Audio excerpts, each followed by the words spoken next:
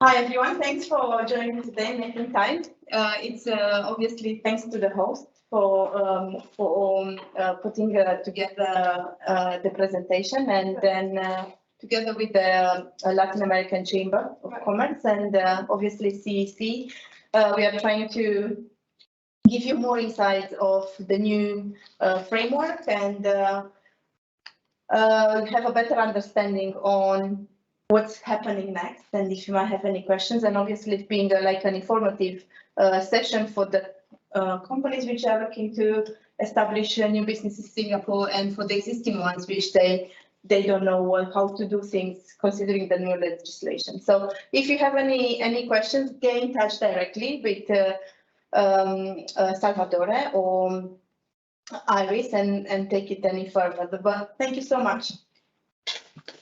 Coming or yes, Salvatore?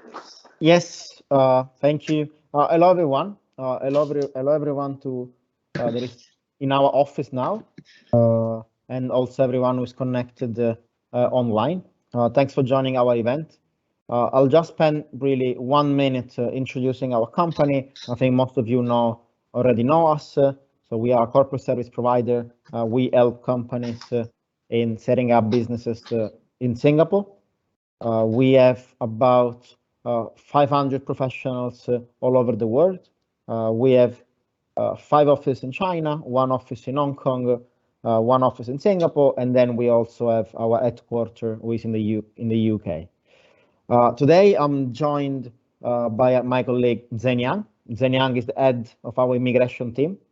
So as you know, we are an employment agent in Singapore, so we can assist our clients in applying for employment pass, S passes, dependent pass, all the visas that your company might need to relocate your employees in Singapore or to hire foreign employees that are already in Singapore. As you might know, there are some exciting news about and some updates about the new requirements to obtain an employment pass in Singapore. And the idea during this session is to first analyze all the different new requirements. And we will see that there will be some updates in 2 steps. And Zhen Yang and Carmine will guide us through all the updates in our presentation. And I think what is more important, we will try to leave as much time as possible at the end for all of your questions.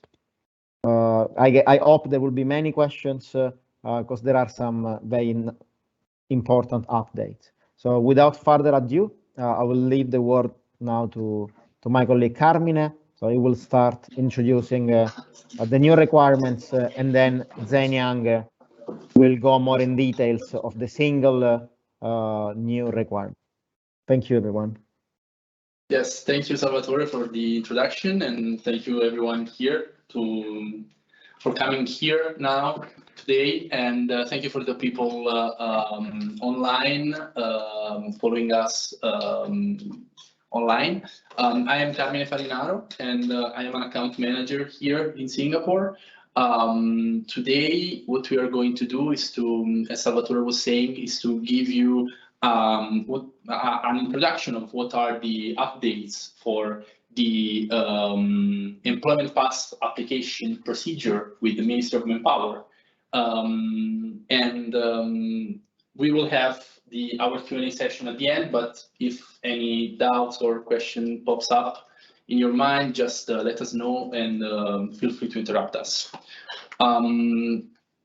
So I think that everyone here knows what an employment pass is, but just to refresh your mind, the employment pass is one of the work visa that the Ministry of Manpower issues to foreigners here in Singapore in order for them to start working, of course.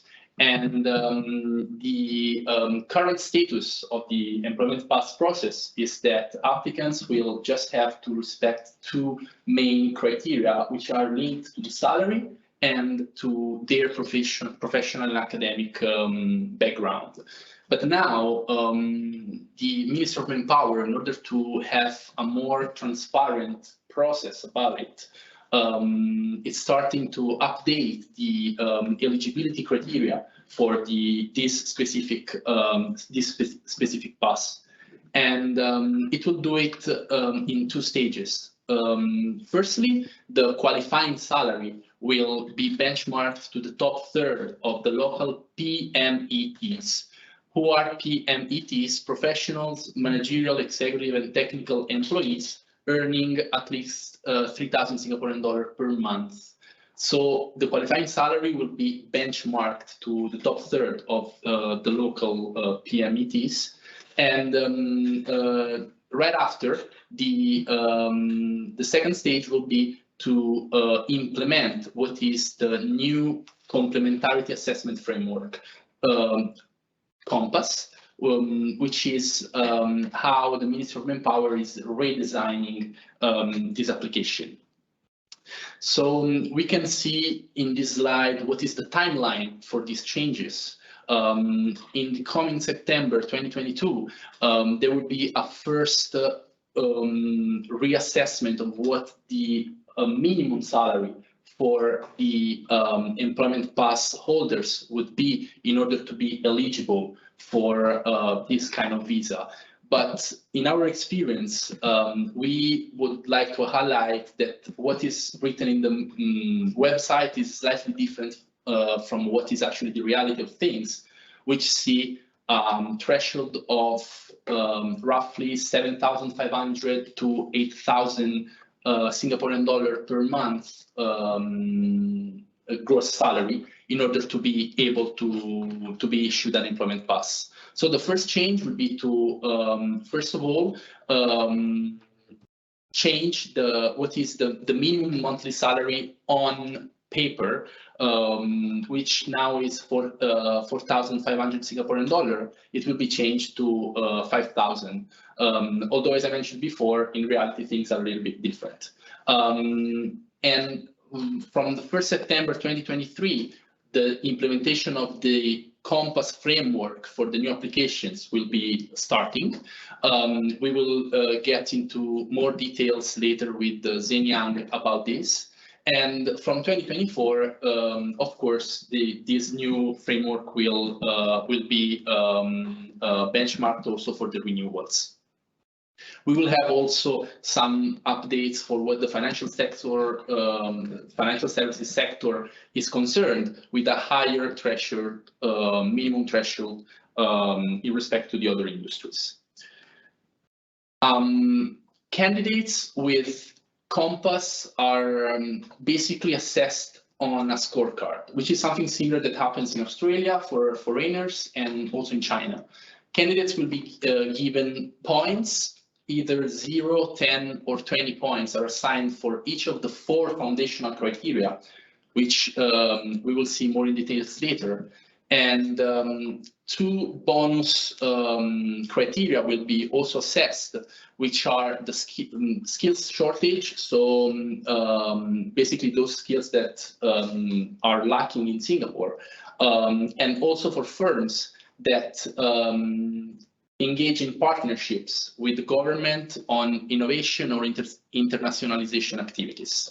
That said, the minimum threshold that applicants should meet is to reach at least the 40 points, although the MOM will assess every application on a separate basis. So moving forward, there are some exemptions from Compass. For example, candidates whose fixed monthly salary is already high enough to be given the employment pass without this without assessing the application with this new framework, or once again intra-company transferee, which are exempted from Compass, and also candidates who will be staying in Singapore just for a short period, for whom the duration of the EP would be less than 1 month. So this is the, let's say, the table to look at when it comes to do a new application.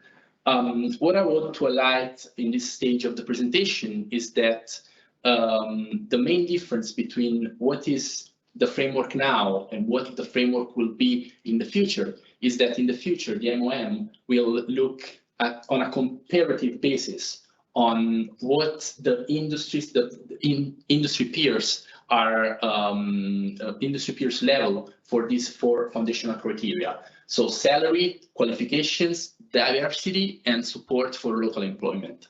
These are the 4 foundational criteria. As I mentioned before, there will be 2 additional criteria: skills bonus for the shortage of skills in Singapore, and for strategic economic priorities. And as we mentioned, the threshold is set at 40 points, after which the application will be automatically be passed, despite the fact that the MOM could still assess on a particular basis if that particular application can trigger something. Can we ask questions now or at the end? Yeah, sure. So I think that in the salary you have like 0 points under the 65th percentile. Yes. Previously said that it doesn't even qualify if it doesn't reach this level. So is it like a KO criteria to have a high enough salary, or in the future it will be just one of the aspects? Maybe I can take the answer. Yes, sure. So, okay, so the first thing is I can meet the qualifying salary of maybe say now it's 4,500, but I don't hit the 65 percentile, so I get 0.4 compass. But I still can qualify for to meet the 40 points if I meet diversity, qualification, and support for local employment. So I can score 0 for salary, doesn't matter. As long as I still meet the minimum criteria of 4,500. Really? Yes. So because as you said in real life, the qualifying minimum is much higher now.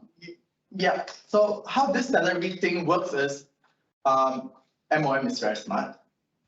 They know companies can pay more. So if I decide to hire a cleaner and I pay them 10,000 per month, I'm sure he's the 100% percentile. MOM asks you, can you justify why you're paying so much to this cleaner? Mm-hmm. What qualification does this cleaner hold? So all this is a balance on how are you going to explain, like, this cleaner, they are so good. They won't miss a single spot. All down to the cleanup. Qualifications, master degree of cleaning.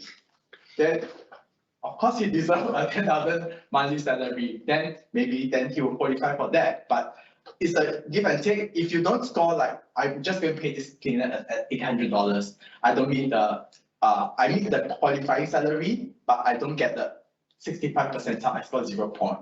That's fine, because you're just paying maybe the medium range, the competitive range with other peers. It's fine. But if you want to score points on this, maybe you have to pay slightly more. And all this drive towards something for businesses is to look at local employment. For different industries, because you're basing this on financial services, is there a grid that you can get from MOM that shows you different industries and possibly what the base rates, etc.? Yes, MOM is working on that. Actually, a lot of time our clients are receiving survey from MOM to tell them to pass them the database, like how much are you paid. So employers are encouraged to fill this up. So right now in the MOM portal, you can actually key in a figure to say, okay, maybe bring back the cleaner again. I'm hiring a cleaner. Then they'll ask you, what industry is this cleaner working in? So if you say business management consultancy, a cleaner role, how much are you paying? Then they'll show you a chart. Where does this person pay? And they give you a clear breakdown on where this person is and what's the medium range. They'll show you a 25th, 50th, and 75th percentile, which I will cover later. I'll give you more information on how do you actually identify what sectors are you in, or what's the MOM plans for businesses to drive at. Yeah. Yes. So just to be clear on this slide, this is the percentile will be assessed within the same sector in the range of the age of the applicant. So this is for the salary, for example. Of course, with the qualifications, it would be based on the institution granting the qualification. But all of these, Zhenyang will cover them in more details later on. Let's get an example. We have a candidate, a 32 years old woman, sponsored by a startup in the blockchain industry.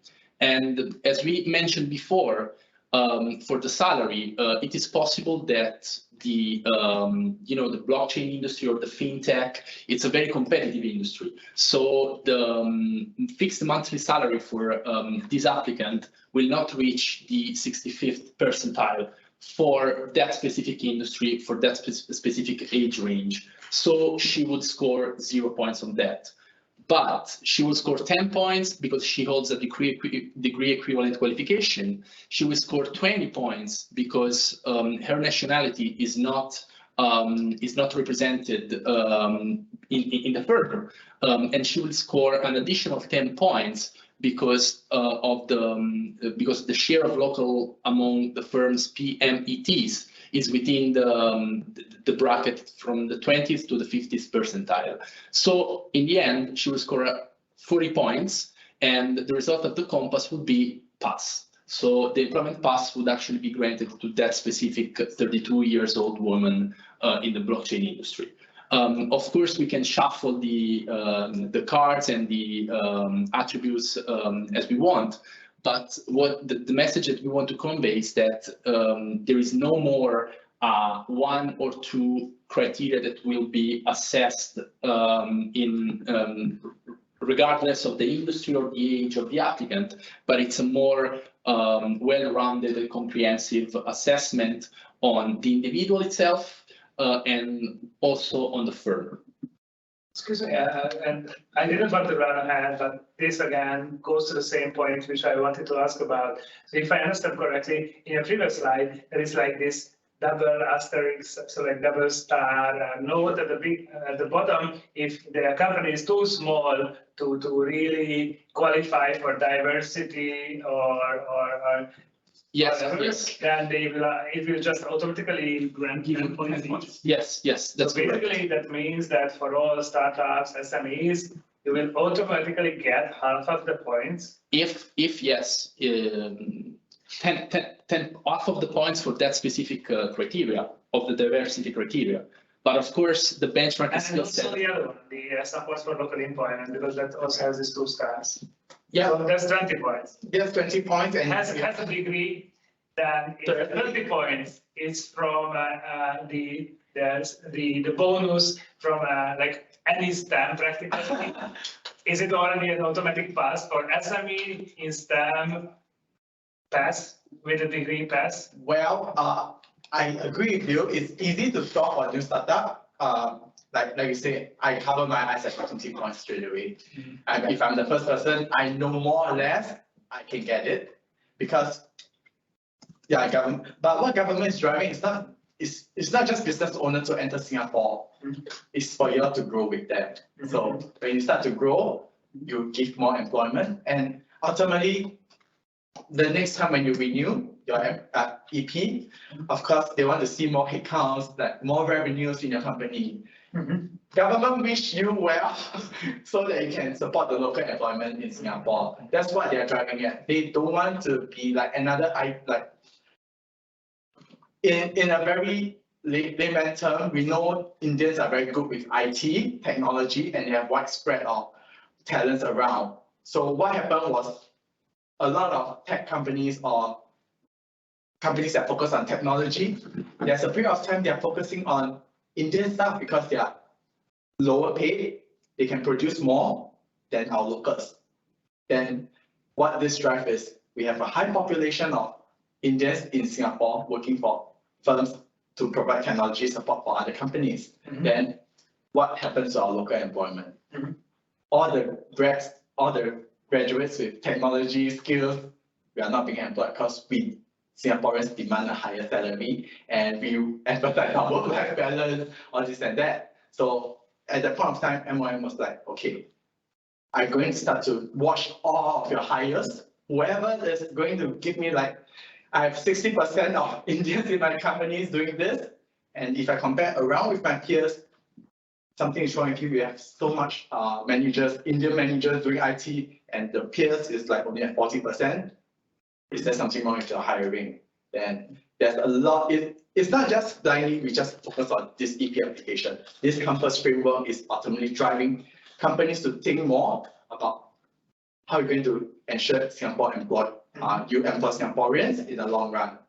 We know our government is well aware that we don't have mining skills and we are building so many MRT tracks, but are you passing down the knowledge to Singaporeans so that next time we can perform the same work as you? Maybe not as well, but you've got to start somewhere to pass all these specialized skills to our locals so that we can get employed, we can provide you, and ultimately to save costs for your company as well in the long run. Because if you're comparing the salary, your local PMET are earning 3,000, whereas an EP holder, you need to pay at least 4,500 to get them employed in Singapore. So this is the thing that the government will want business to think about. How can you transfer this cost or knowledge to Singaporeans so that you can save cost on the side?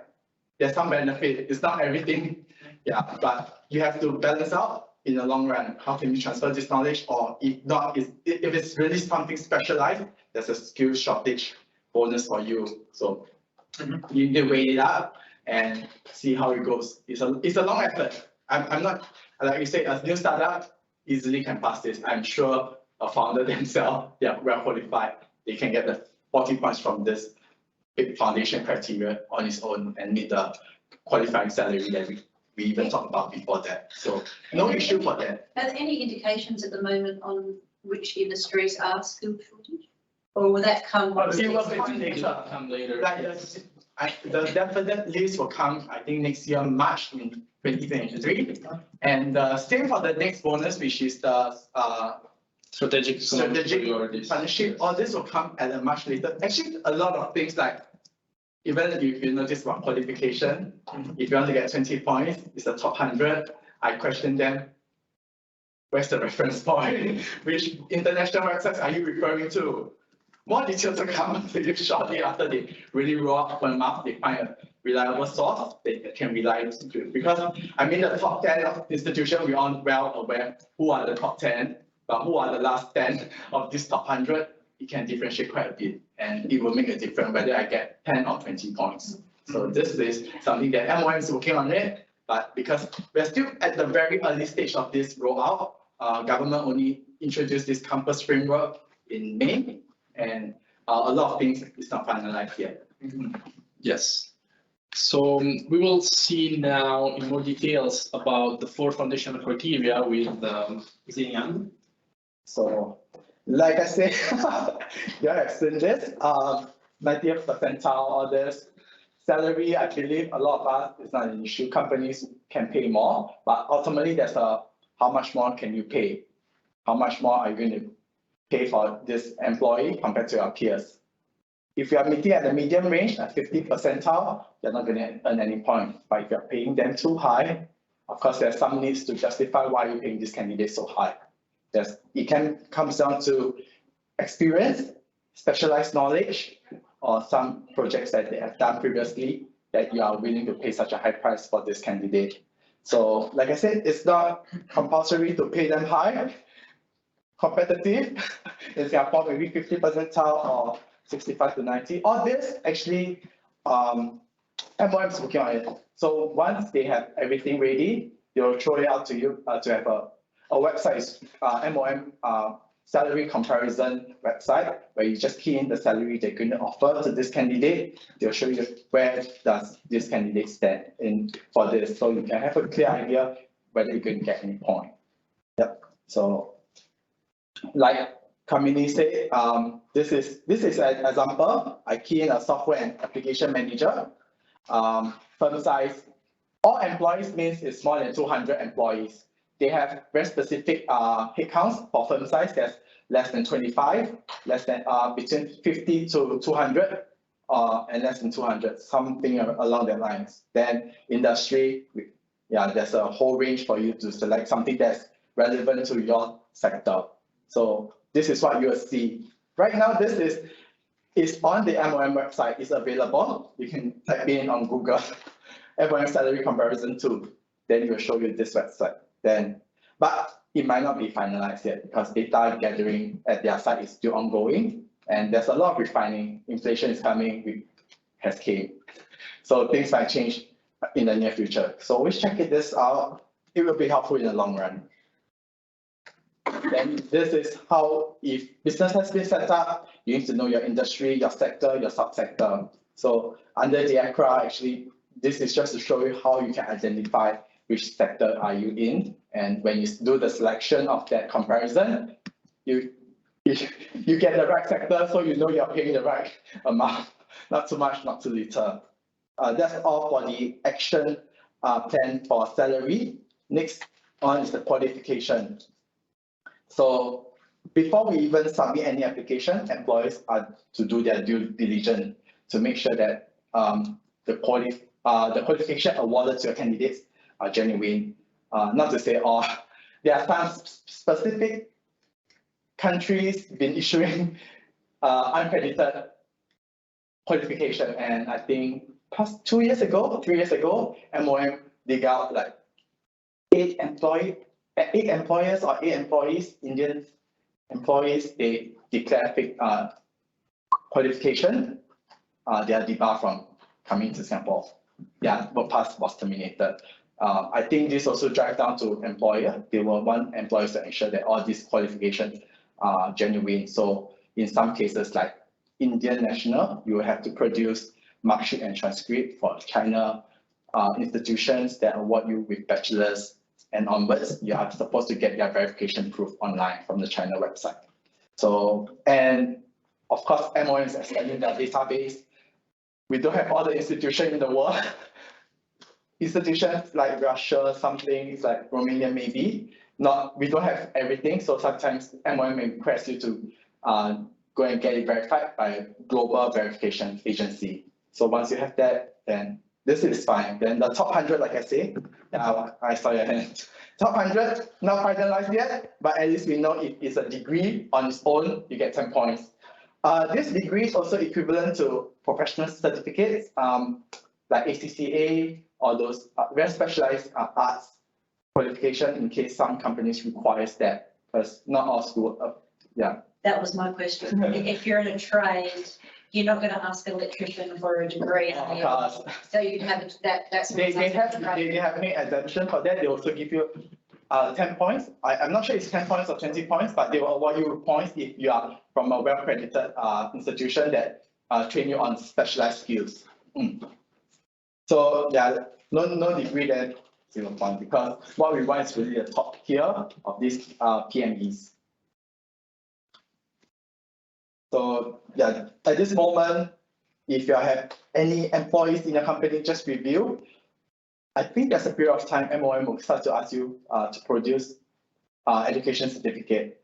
Just so you do not, when employers ask you for education certificate or submission, it's not always for submission, it's for record purposes. In case there's audit done by MOM, they'll come up to employers first to ask them for verification and whether they need to give more details or not. So all this, that's why employers needs to do their due diligence. And if you're setting up a company, it's important as well. So diversity, creativity, rather. So diversity works both ways. So once you have expand your business, you want more nationality, produce more ideas to bring up your company. So this is the scheme. They don't want a company to be too focused, like what I said, on a certain nationality. We specialize in a certain field. If you have a wide range, it also works to your benefit. You have more ideas, different culture. You might work better, bring the companies up higher. So this itself, MOM does not have a clear, like, I have 10 Romanians, 10 Australians in Singapore. They will tell you how many work passes do you have at this moment. So all this comes from the work pass application. If you have dual nationality, it really depends on what nationality you indicate during the submission of your application.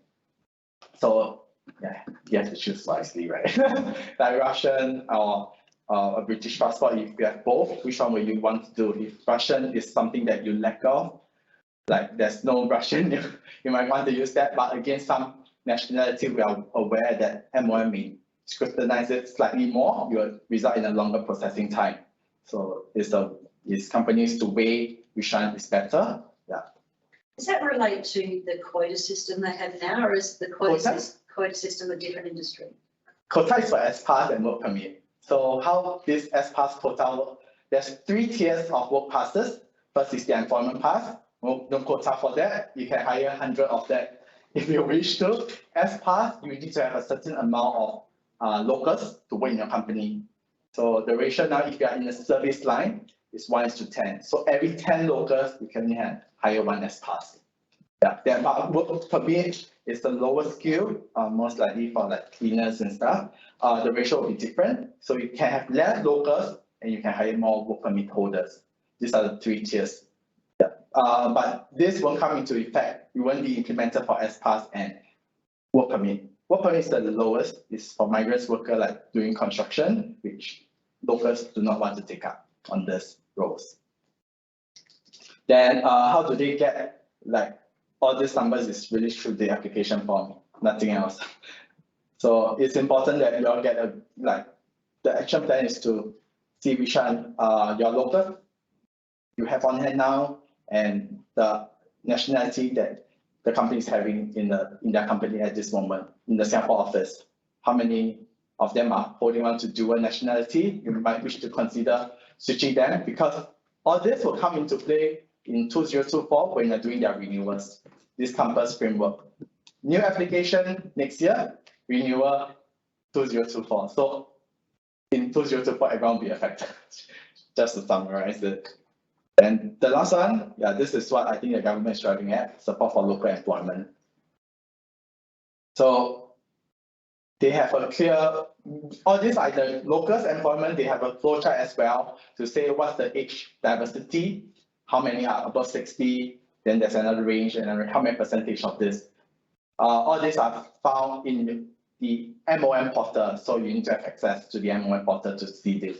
So right now, like Helpful is an employment agency, we are able to get these details out for our client once we key in the UEN number, which is the business registration ID. So yeah, I think this is quite clear. This is also a comparison with other sectors in the company among your peers. So just now, like Peter, you have mentioned, what if I have less than 25? The last 2 pointers. It's really hard to calculate, especially in the previous slide, like 5% that for the first 2 or 3 employees. It doesn't make sense. I think, yeah, you're right. Like C3 diversity, C4 is support for local employment. It doesn't really hit hard on small enterprises because what MOM focus on other thing is since COVID, we do see a number of cases that MOM start to ask companies to provide us with financial abilities to support them. That's to support the employees in Singapore. So if you're hiring like 5 Indians or any nationality, 5 foreign employees, definitely you can get it through with this campus framework. But they also want to see, do you have the contract invoices and or bank statement to prove that you have the ability to support them for maybe the next 1 year. If you can't, or you tell them, I'm still working on it. What MOM is like, how sure are you on this? Once they come into Singapore, they won't be unemployed because their business failed. So yeah. Do you get any points for being a female? Female. I'm just joking. The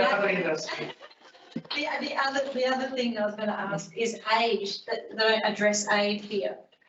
Age, no. Support for local employment, no. They don't define. You could be 80, as long as you've got a degree. As long as you can work, yeah. You can push a trolley or something. Yeah, as long as they want to ensure Singaporeans are employed.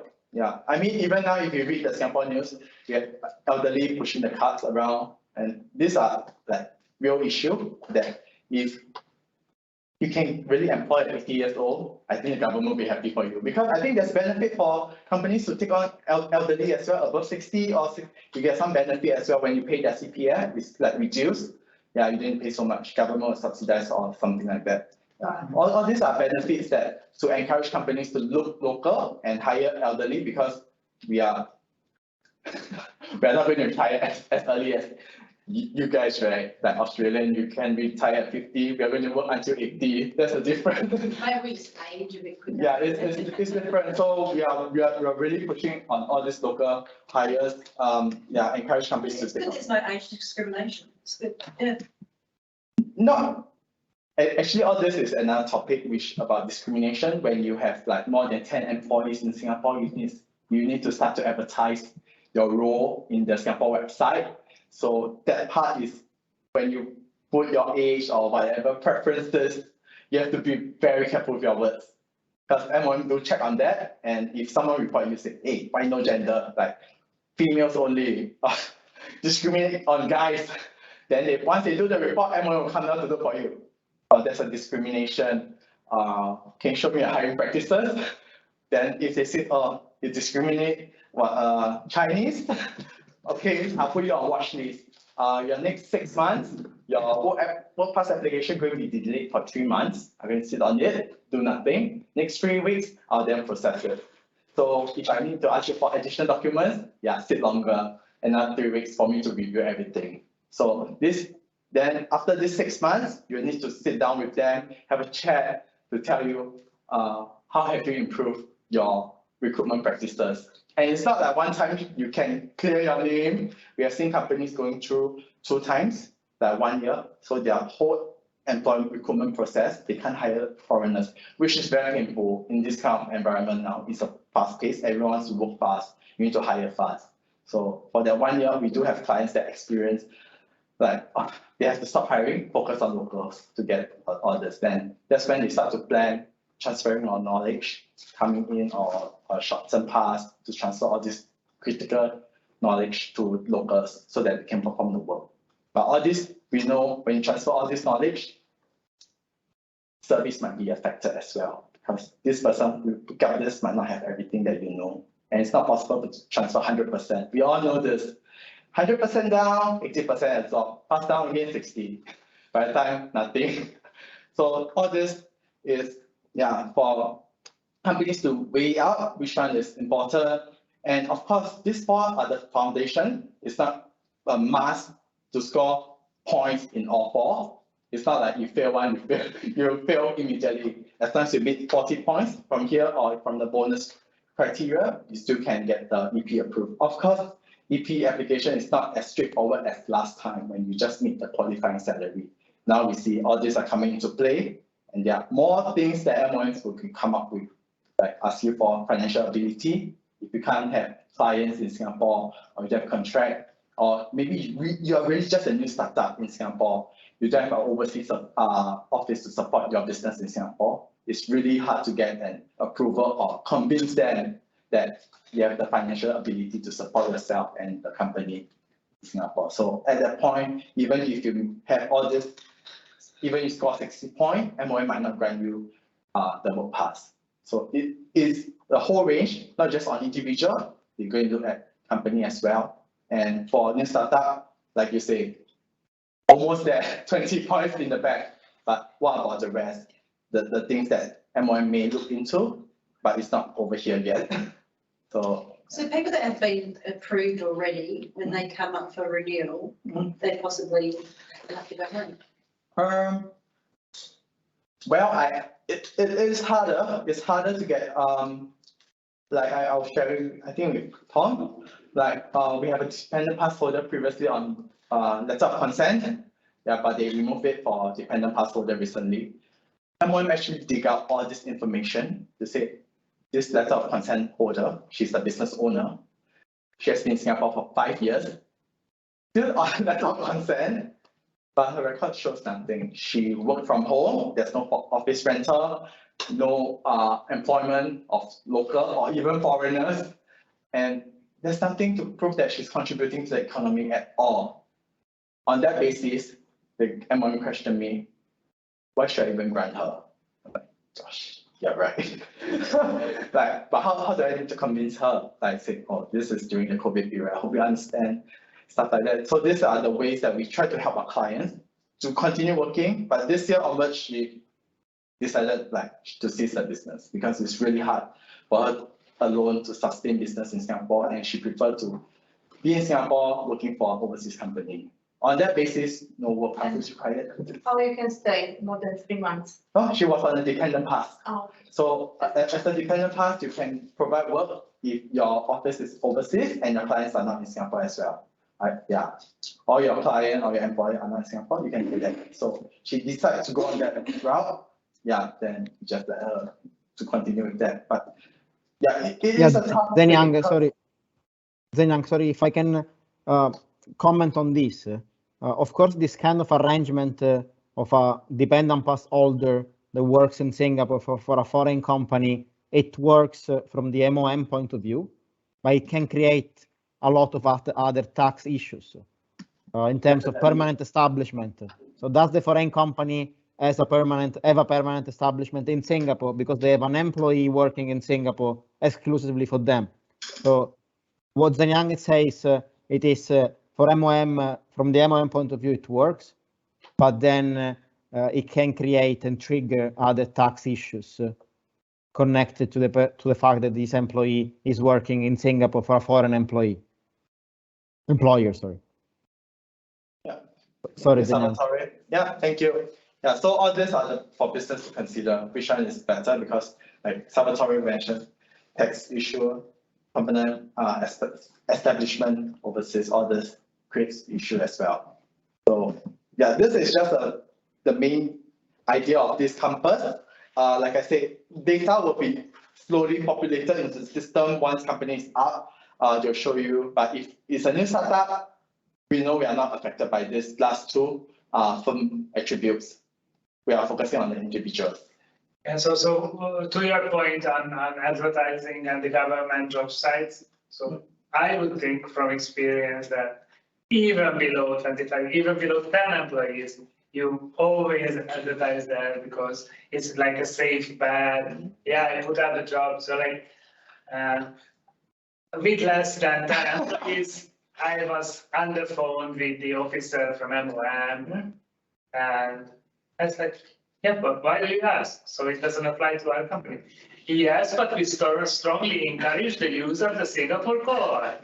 So Okay, the word of the law is very different from the practical experience. You always have to go to these jobs banks or what is the well, current. let me explain. I spoke to the officer. I said, this role is so specialized. You know that Singapore doesn't have this talent.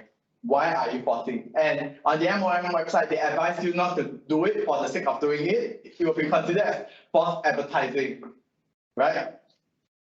So I asked them, aren't you putting companies in the middle? If I have more than 10 employees, I need to advertise, but you don't have this talent, I still need to advertise before I can submit my application. Oh, well, maybe not for this role. You have applicants coming in, submitting their resume. Take a look. Maybe you have other vacancy next time for them. This is Jax.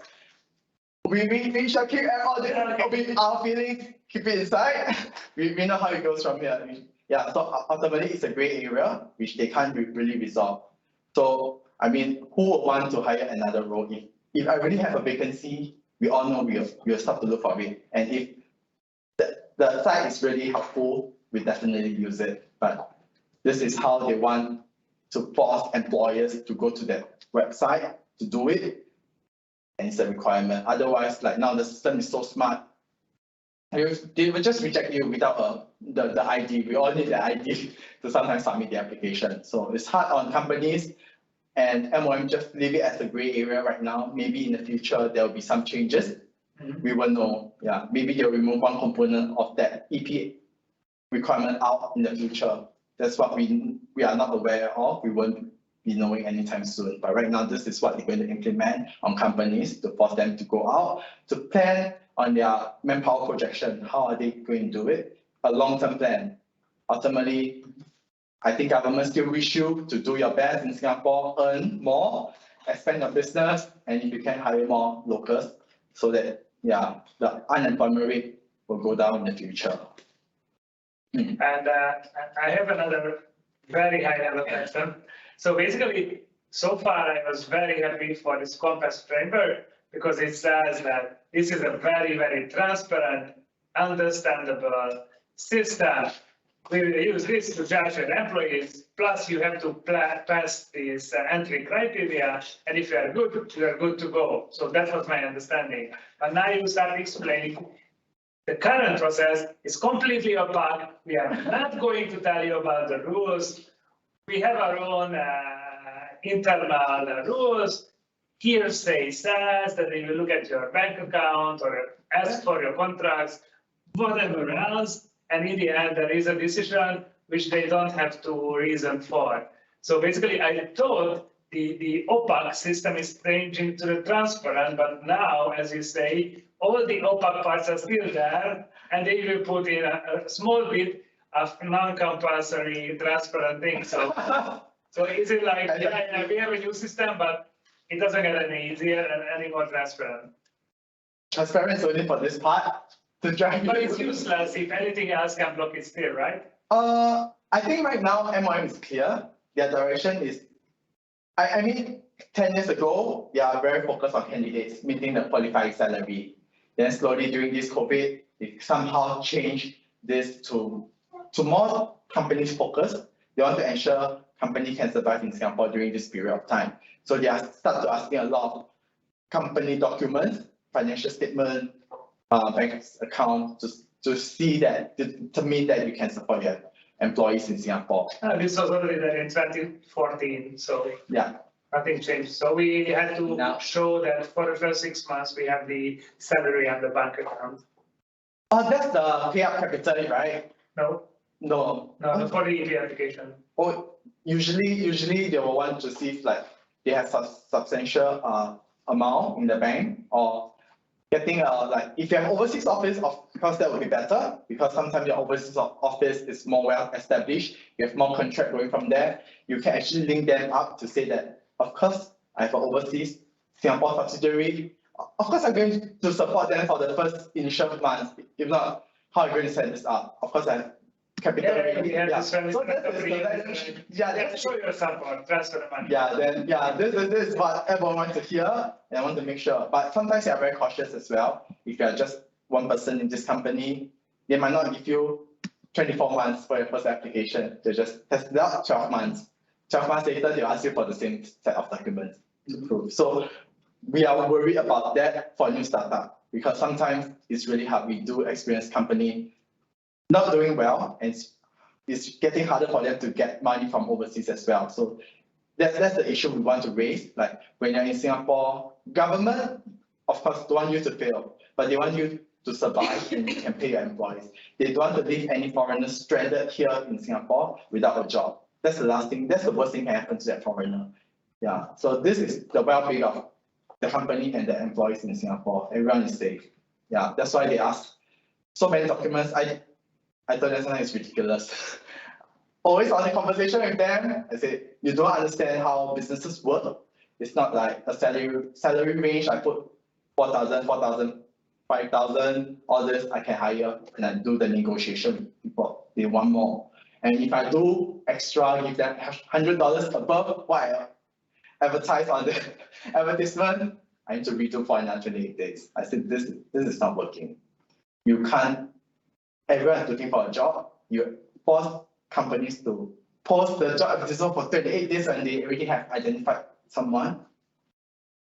What do you consider this? False advertising or what? They can't really give you an explanation at this moment, but going forward, we of course hope these businesses feedback to them, like inflation, all these things that's around us is changing things rapidly. We can't keep the same things like let everything be the same all this time. Like salary range, I do have experience. Clients have to offer $300 more because of inflation, and they told me what they're looking for really is 4,000 to 4,500. But when they start to hire people, the war comes in, inflation kicks in, and they have to pay more.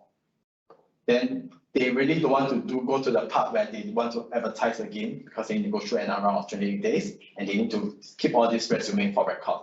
And it's false advertising. To them, they have high integrity, not going to do that. And I said, okay, if it's your choice, yeah, just be prepared. MOM will ask you for some employment contract and stuff like that. Be ready. If you reach that point, you just have to explain accordingly. you are not doing anything wrong, but whether MOM accept your reason is another question. Yeah. So definitely it's an add-on to make companies suffer more. to make it is. I agree. That's why what we want is to help you all to understand, to really preempt you what to expect in the near future, so you can start to plan out all this thing, how to manage it, whether is it really start to look for locals to start to transfer all this knowledge so you can boost up your local PMETs, or yeah, what's the plan? So after that, after this is actually coming in. He'll tell you more about the skill. Just 1 minute, because we covered already a lot about this. So if the candidate is not going to meet the 40 points, there are 2 other bonus criteria, the skills bonus, as we said before. Is there a shortage occupation list here in Singapore about this specific candidate skill? If yes, then the MON will give you an additional 20 points, capped at 10 if the share of candidates' nationality is 1/3 or higher among the PMETs. So as we said, it's pretty easy to cover this. And what is it? Occupational restricted EP? Occupational restricted EP, if bonus points are needed to pass Compass. It's about the occupational restricted EP. It's okay. Which one? The last bullet point. The EP. Is it a new kind of EP? No, actually EP is all the same. But some, I think they're referring to that there will be a list of occupation that will be restricted if you just need this to pass the Compass. Yeah. For that specific. So there will be a list. Like I think Singapore. One thing I'm sure that will be on this list is like people with mining knowledge, because Singapore is building so many MRT tracks, but we don't have qualification for that or trades for that. So we are actually hiring a lot of Australians to come into Singapore to perform that, to have that knowledge to build the tracks. I really have a few previously in my previous firm. All this are hiring overseas people, and they are approved pretty fast. Yeah, because it's a skill in demand. We need these tracks up for you to travel faster. Yeah, so yeah, it works in that way, but the whole list is not confirmed yet, and there are some occupations that you can't really use this to pass the Compass. It's just, yeah, but we won't know what the list is at this moment until they release it in next year, March 2023. Yes. So I think most of the engineering will be under. That's for the record. I also have Central Eastern European friends building tunnels and other kind of like, so not just MRT, but also this new water, and all the big tunnels underground. We are going underground soon. And the other bonus criteria is the strategic economic priority bonus, which is, as I mentioned before, is my company doing some partnerships with the governments in order to enforce innovation or internationalization in these specific environments? If yes, then the candidate will score an additional 10 points. Once again, March 2023 is the due date for the Ministry of Manpower to give us more information about the last 2 bonus criteria. I think we covered pretty much everything. If there are any other questions, just feel free to reach out to us, also via email. We will be free to assist you any further about this. Yes, and if someone that is online wants to write question in the chat box, please, we are here to answer all of your questions. Yes, and thank you very much for your for coming in and for the people online. We'll wait if we have any questions from.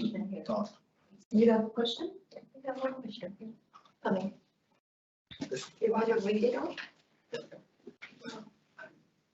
Oh, yes.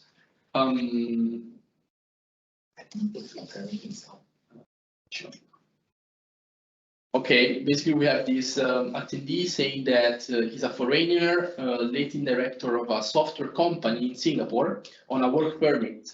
But everyone else is outside of Singapore on a separate company branch located in Central America. And he's considering hiring another employee in Singapore. So his question is, whom should we consider as best first hire to not concern ourselves for at least a year or two? So I guess the question is more about the ideal candidate for that specific position.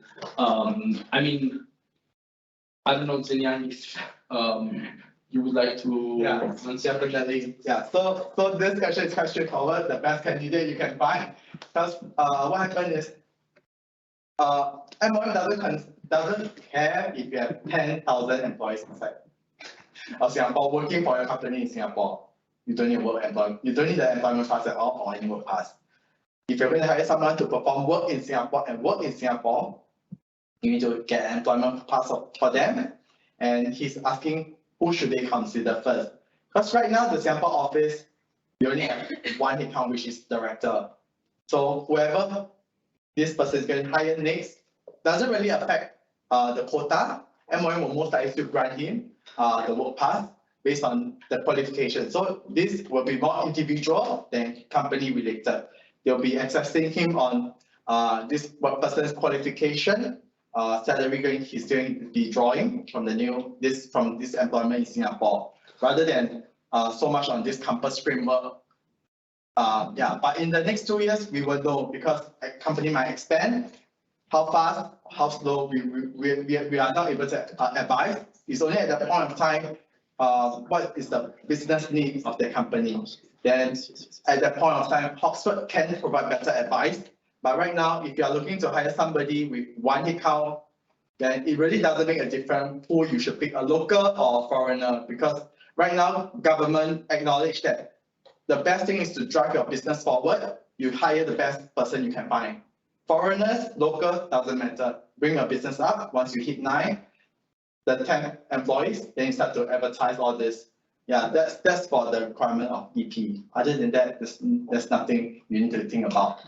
Theoretically, yeah. In practice, as an IT employer myself, I would say that it's extremely hard to find available IT resources on the local market. So if you want to get a good IT guy on the local market, you have to headhunt. You have to steal them from another firm. There is nobody free on the market who is usable. That's why I granted to the particular country. But the country was quite bad. There was all the manager roles. What I heard is manager roles are all mostly from that particular country. Then MOM draw a chart. Yeah, your diversity is quite big. But at this range, all your high level management, a certain nationality. Then we thought, oh, that's when our understanding of this thing is all wrong. We thought MOM is going to look at the whole country, whole company population, then define this. No, they look into this population and they realize that, oh, haha, all your managers are from this national. Can you explain why? Then all your locals, yeah, you have locals at this bottom left-hand corner, all performing on cleaner jobs. Why is it so? Are you transferring all this? Are you going to transfer? Do you have any proof to say that you transferred all this? So that all these people from here, local, right? They can come up here and this people can move on to other places. Yeah, this is what everyone is looking at. When we first experienced it, we were quite surprised, because this company said, oh, it's not that bad. Until they plot the chart out right in front of them during the first MOM session. Yeah, then they saw, oh, it's so particular. They target this and they see, oh, that's a trend. All your people here. So, but for this question, it's really, yeah, just the best candidate. Then for yourself, like you said, it's hard to find. Like IT people, you have to see the local market might not be available, and all the good ones are taken up. It's very hard for companies to juggle. Yeah, but we just have to find the right balance. It's getting the right balance of who you should hire and making sure that you don't go under the MOM watch list. Because that's the painful part for all companies.